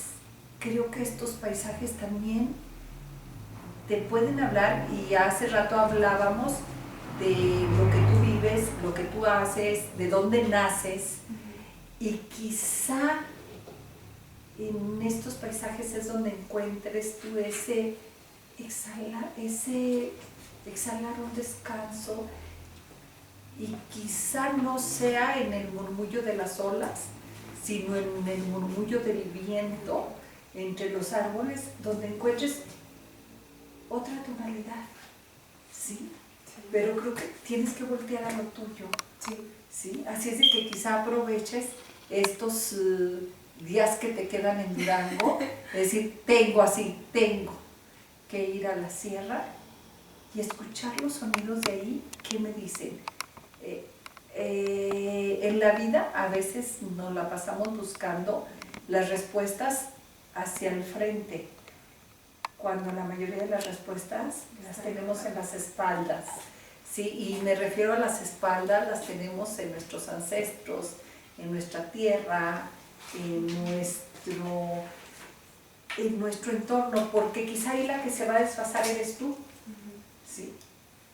Al irte allá, te vas a desfasar y tienes que reencontrarte acá atrás.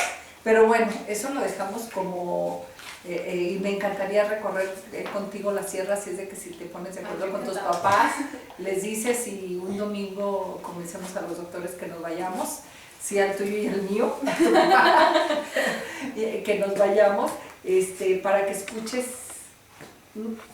Creo que es una decisión que tendrías que tomar, no sin antes escuchar tu propia voz de Durango. Sí, porque a lo mejor decides poner tu centro aquí. A lo mejor. Sí, y cuando escuches cómo te hablan a ti, ¿sí? Y yo espero, y lo sé, que te vamos a ver aquí en Durango, que hay muchas cosas que tienes que enseñarnos, y antes de irnos, porque todavía nos quedan, qué bueno que me pusiste, pierdo yo la noción del tiempo muy fácil. Yo también me pierdo, sí, qué bueno que no la pusiste, Saúl. ¿Cómo, no sé si estos días, aunque sea por teléfono, has tenido contacto con los que hacen teatro en Durango? Con Víctor Hugo, un Ricardo, no sé. No, en estos días no he tenido contacto más que con Luis Mario y con otra chica que es actriz llamada Ale Castañeda. Entonces he tenido un contacto muy mínimo, por lo mismo que ellos también están encerrados, por lo mismo que también están haciendo mil cosas. Con el que quizá me he contactado un poquito más es con Ernesto, con el que está ahorita, bueno, está ahorita aquí, pero está en la escuela.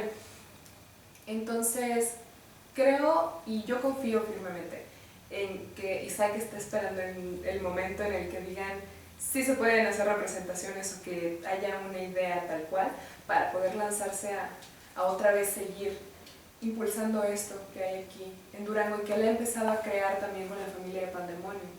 Entonces, pues yo confío firmemente en Isaac y que sepa, si ve este programa, que pronto lo voy a ir a buscar. Sí, yo creo que cada quien tenemos que hacer nuestra labor, Eli.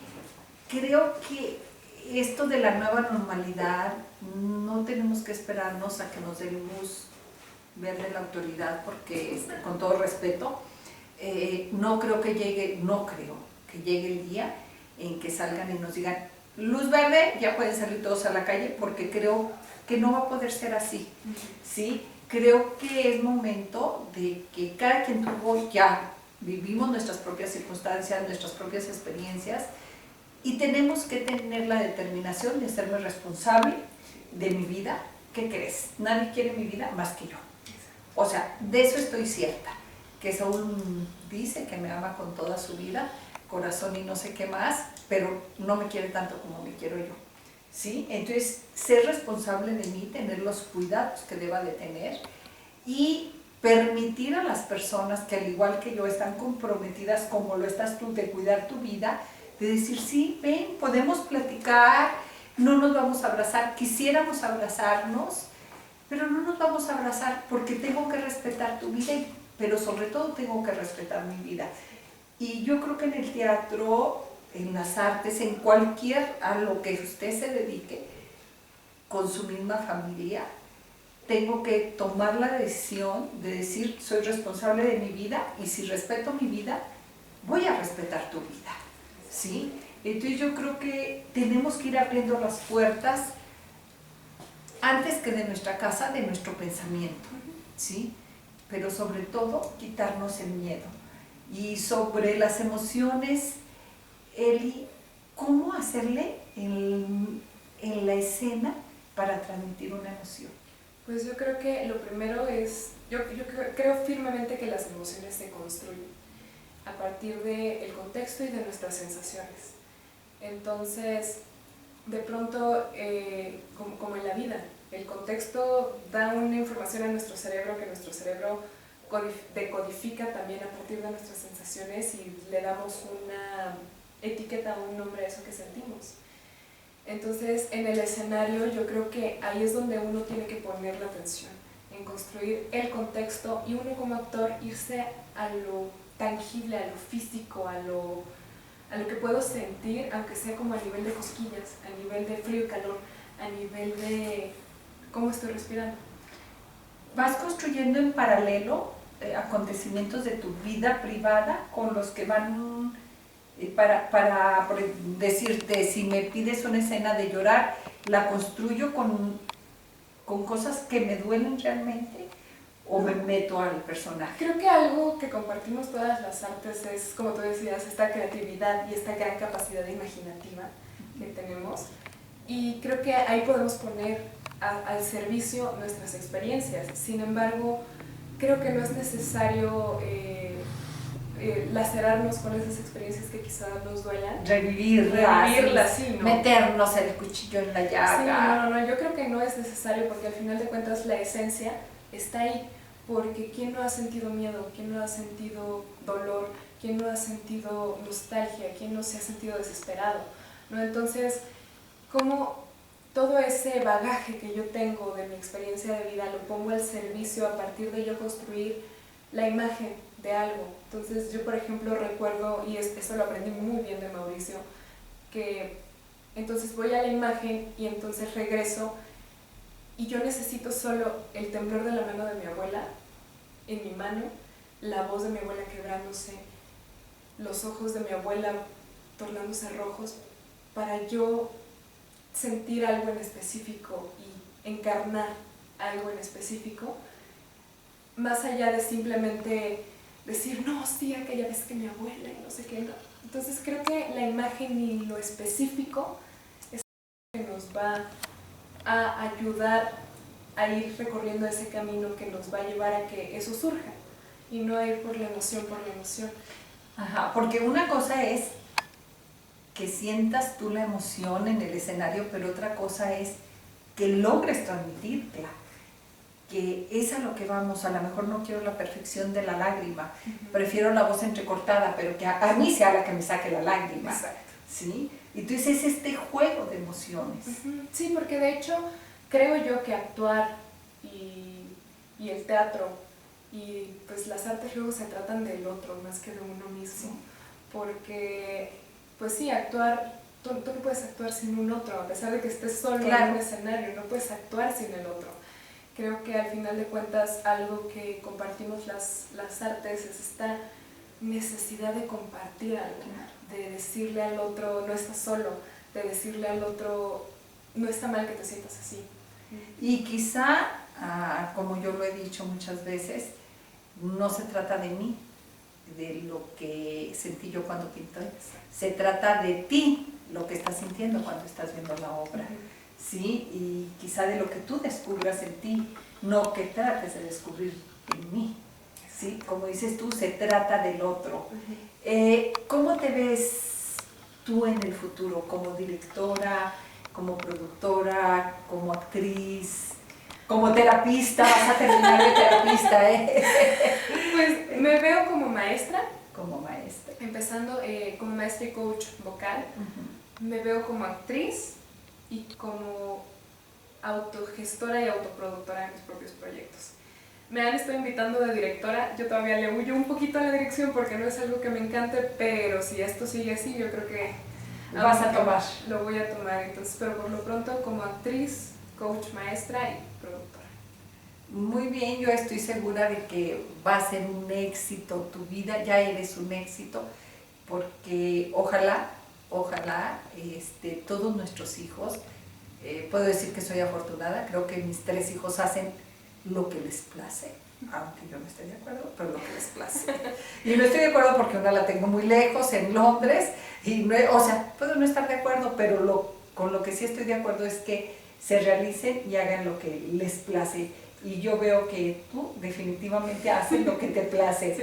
Así es de que yo creo que eso es como para felicitarte a ti y felicitar a Liz y al doctor Guajardo, que te han apoyado con el corazón quizá a veces roto y como sea, pero te han apoyado y al final eres lo que eres también volteando hacia atrás, porque lo más valioso que tienes, que es la vida, se la debes a ellos.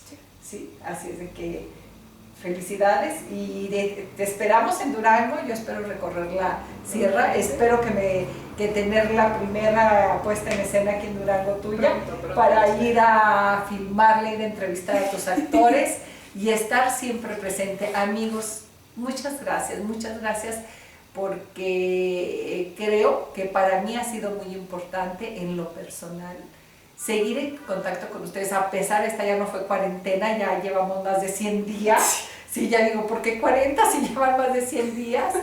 Sí, y ha sido muy importante realmente tener el compromiso de que cada semana tengo que hacer el programa, llevarles algo nuevo, y creo que eso de alguna manera a mí también me inyecta entusiasmo. Así es de que muchas gracias a Señal España, a Televisión España, pero sobre todo siempre gracias a ustedes.